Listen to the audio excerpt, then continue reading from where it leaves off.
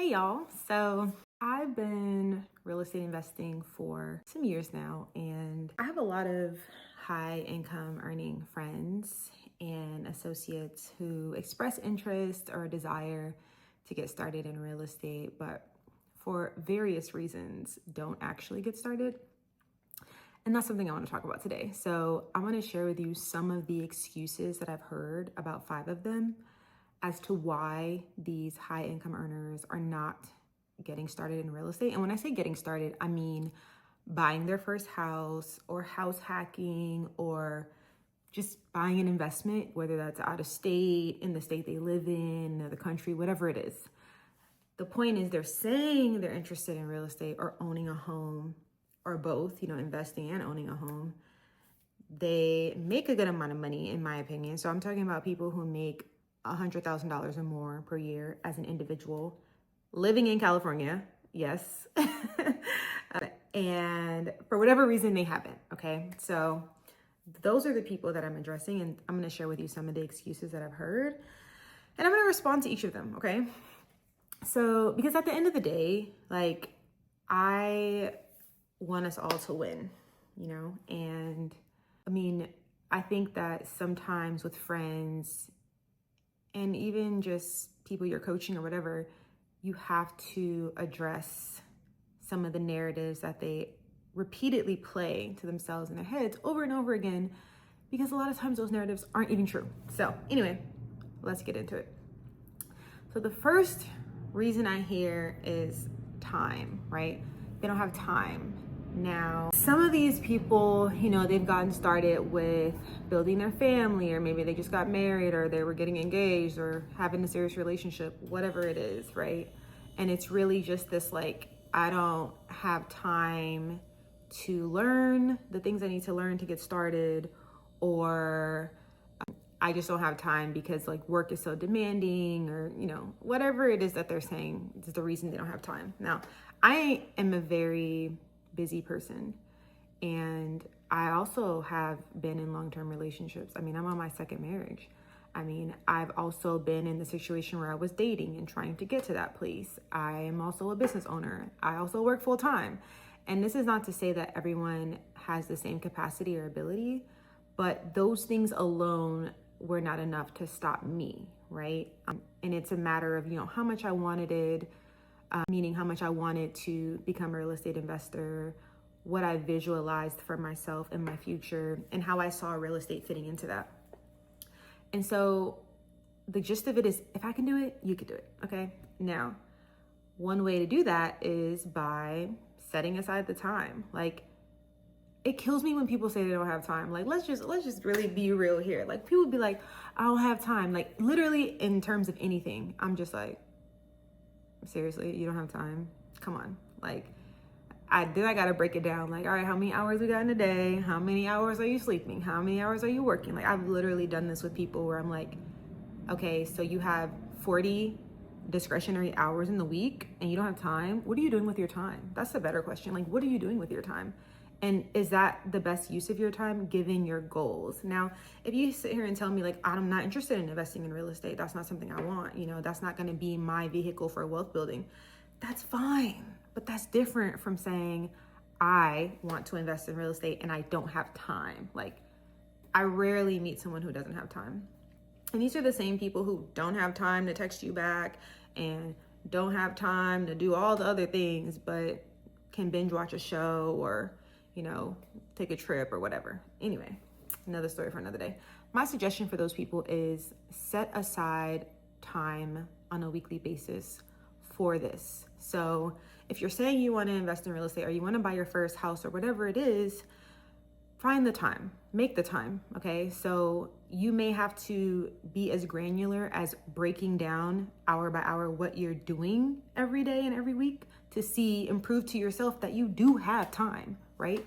You don't got no more or less time in the day than Beyonce. So you got the time. Now, where you get the time or where you create the time is up to you, but you can set aside 2 hours a week to focus on achieving this goal. If you said you want to buy a house in 2026, you can find 2 hours every week to do the research you need to do, to, create the budget you need to create, to automate your savings, to do whatever you need to do to get it done. And if you can't do that, comment, DM me, I'll help you out because I know you got time. Second excuse is it's too pricey. I think the market's gonna crash. Like there's a couple variations of this one, but it's essentially the idea that the prices they're seeing right now, they feel like they're going to change, right? It's either the prices or the interest rates. It's always one of them. And I'm like, okay, we've heard the phrases, don't wait to buy real estate and wait. We've heard like, you can't time the market, it's time in the market. Like we've heard all these things, right? But my thing is like, well, what does that got to do with what you said you wanted? If you said you wanted to own and live in a home and the price may change later, what's that got to do with right now? If you have the ability to afford and buy a home right now, then why don't you? And I think some of it is psychological and people feel like they may be overpaying. Now, I'm not saying overpay for a house, okay? I absolutely believe in doing your research and hiring the right agent and all those things. I'm not saying overpay, but I am saying trying to time the market is not gonna work out in your favor. Waiting for this crash that people keep predicting is going to happen, and I don't know if it's gonna happen, right? I don't have a crystal ball. I'm not a psychic. If I was, I would tell you, best believe. But I don't know, right? It doesn't matter though. It's literally irrelevant. If you said you want to buy a house and you have the ability to buy a house, then buy a house. Okay, address that one. Next, number 3. These are the people who are, I don't know where to start, okay? And this one, honestly, I can understand. Like there is so much information. We're inundated with information on social media. There's a ton of information on the internet. There's books, there's all these things. And it can be overwhelming to figure out like, where exactly do I start? And how do I start? And what do I start with? Do I start with buying a primary residence? Do I start with investing? Like I've been asked this question all the time. Like, I have this amount of money. Would it be better for me to invest out of state and get more for my money? Would it be better for me to focus on where I am right now in California or some other expensive market and get, a condo or whatever it is? I think at the end of the day, not knowing enough is not enough to stop you from taking action. The first thing you'll want to do is decide what it is that you want, right? This is where I see a lot of people fall short. They don't actually know what they want. They're having this decision fatigue and this analysis paralysis, but they don't even know what they want. They haven't even decided, like, what do I want? And also, what is my vision for my life? I think that matters. Because if you are deciding like real estate is going to be just something that you want in terms of living in, like you don't want to be an investor, that's different than saying my eventual goal is to live off of my real estate income. Those are going to be 2 completely different strategies that you're going to follow to get to those goals, right? So for me, it's deciding what it is that you want and deciding where you're going, and then we can work backwards to figure out how to get there. But don't tell me that you don't know enough or you don't know where to start if you don't even know what you want, right? So do the pre-work. Number 4, I can't afford the down payment. Ooh, this one actually kills me, okay? And I don't take it the wrong way. I'm just saying, like, the people who be like, the main people who say they don't have the down payment don't even know what the down payment would be. It's actually diabolical. Like, people will come to me and be like, yeah, I want to buy real estate, but I'm saving up. I'm like, okay, how much do you have to save? Oh, I'm not sure. Okay, so how are you going to know when you get there? Like, you would be surprised. This is so common. And another thing is people don't do any research. These people, a lot of times, they haven't looked up anything. They haven't talked to anyone.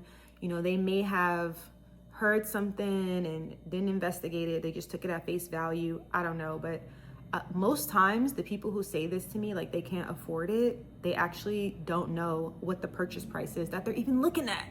So I would implore you, especially as a high income earner, to figure out what price point you're even at, okay? Like, I try not to argue with people, but I've had people say crazy things to me like, there's no home that you could purchase in LA for $500,000. I'm like, how do you know that? Like, what research have you done? Because I know someone who just bought a home last year for $450,000. you know? And then I'd be like, wait, so are you talking about like how many bedrooms are we talking about? Are we talking about a single family? Are we talking about condo? What area of California are we talking about? You know, like, so people they just be saying stuff, okay? Don't be one of those people. Find out how much you need. And you can do this online. You don't even have to talk to nobody. You can go and do mortgage calculators. They're free, and there's so many of them. You can put in a purchase price and see, you know, if I did this down payment versus this one, what would it be? You can, for your primary residence, you can pay as low as nothing down in certain programs for your first home. You can also do 3.5% down, 5% down, 20% down. These are things you can put into a mortgage calculator to figure out how much you actually might need to be saving. So, and there's also a ton of programs, right? And I talk about this in my free course on how to stack your coins for home ownership. But another thing that kills me about the down payment savers is they don't think about or ask about different programs. They assume because they make over $100,000 that they're not going to qualify for any programs, instead of finding out. There's no reason to assume anything. Just ask, okay? If you know anybody who owns a home or who was ever in the process of buying a home, or if you have the internet, search and find out what programs are available to me for my first home purchase. There's so many grant programs designed to help people get into their first home, even if you're making $100,000 or more, okay? So do some research. Number 5, this reason is really about risk. And these are the people who are like, you know, real estate is so risky. Like, oh my God, tenants, like, what if something happens? You know, what if I'm not there to see it? These are mostly people who want to invest out of state, but they feel the need to be in control of something. And it's very interesting because these same people, like, they're not skilled laborers, right? So this is how it'll go. They'll be like, yeah, you know, I want to invest out of state and I save the money and I have it. But the thing is, I just be like, what if something goes wrong? And I'm like, okay, what if what goes wrong? Can you give me an example? And they're like, yeah, like, what if the toilet breaks? And I'm like, are you a plumber? They're like, well, no. I'm like, so what are you going to do? What is you being there going to do? And they're like, well, I mean, I'll at least be able to see it. And you seeing it is going to do what? Because you're not a plumber, so what are you gonna do, right? Or they're like, oh my God, what if the pipes burst? I'm like, are you a restoration company? You gotta, you know, what kind of licenses you got? Well, no, but I have to do so. Yeah, but you are literally unqualified to do any of the repairs. So why do we even need you in the state? What is your role? And then another excuse they give is the property management piece. They're like, oh, I don't wanna deal with tenants. I don't wanna manage tenants. I'm like, you don't have to manage tenants or deal with tenants. You can hire someone to do that for you. It's called a property manager. So, you know, people just, they have all kinds of excuses. And I think at the end of the day, it's really about like being solution oriented, educating yourself. If you're one of the people who's like, oh my gosh, like, I want the benefits of real estate, but I don't know that I want to manage your property or deal with tenants or make repairs and blah, blah, blah. Like there's also a ton of ways to get involved without even physically buying real estate. You can buy REITs, real estate investment trusts. You can hire people to do those things on your behalf. I mean, there's so many things you can do, right? You can invest in syndications. Like, you can still get the benefits of real estate ownership, at least, you know, indirectly, without owning real estate. So educate yourself and find out what options are available to you. But don't be one of those people who just be saying stuff. Like, that is so irky. Now, let's do a quick recap. We have those 5 reasons, the 5 excuses people give. So the first one is the people who are too busy. They be working so hard. They don't have time to figure out how to get started investing in real estate. They don't have time to figure out how to buy a primary residence. Okay, we killed that. They can set aside time every week to figure it out. 2, we have the people waiting for the perfect timing, the people who have a crystal ball and apparently can predict the market, and they actually know when a market crash is gonna happen. So we have those people, and we can fix that just by being like, look, it's not about the timing. You need to do what it is that you wanna do and what's gonna help you get to where you wanna go. If your goal is to eventually build a real estate portfolio, it's going to be more important that you're getting quality deals and investing over time than that you get in at a specific time. Now, don't get me wrong. There's going to be tons of opportunities in like down markets, even in up markets. But we're just talking about getting started, okay? Like, we don't even need to do all of that and go up all them staircases. We trying to take one step up, one stair, okay? So don't overwhelm yourself. 3rd, these are the people who research themselves to death. They need to know more. They don't know how to get started. They just feel overwhelmed with all the information and they're just inundated with so much. And I understand that. Now, for these people, there's a lot of resources for you, but first you have to decide what you want. Where are you even going? And then that should eliminate a lot of options for you, right? Fourth, the people who are saving for a down payment and they don't know how much they're supposed to save because they have done no research and have talked to nobody. Don't be those people. And number five, the people who are like, oh my gosh, it's too much work, it's too risky. I want the benefits, but I ain't really trying to do all that. Like, they also have options, right? You don't have to physically own the real estate, but even if you do want to own it and you don't want to manage it, there's resources for that too. So don't let any of these excuses stop you from getting to the bag, okay? Understand that if you are a high income earner, if you are doing well, you have the knowledge, the intelligence to be in this industry. And if you don't currently have that, you have the ability to figure it out, right? You know how to find resources. Just, step into your confident self and go out there, get the information you need, stop making excuses, and just get started.